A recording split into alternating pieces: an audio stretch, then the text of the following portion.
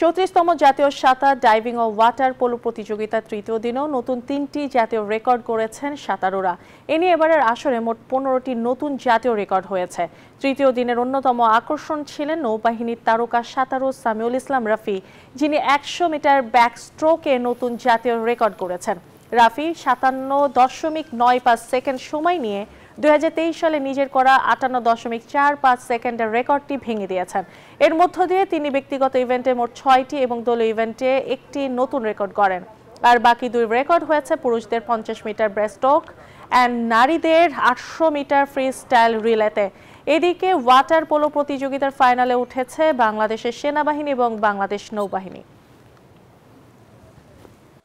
যেহেতু আমার বিদেশি কোচ এনেছি আমরা, এবং বিদেশি কোচের মাধ্যমে তাদের প্রশিক্ষণ কন্টিনিউ চলতেছে, তো সেই ক্ষেত্রে দেখা যাচ্ছে যে গত 2 দিনে অনেকগুলো রেকর্ড হয়েছে এবং টাইমিংটা খুব বেটার। আমরা আশাবাদী যে এই সাঁতারের মাধ্যমে আমাদের নেক্সট আগানোর পথটা সহজ হয়ে গেল।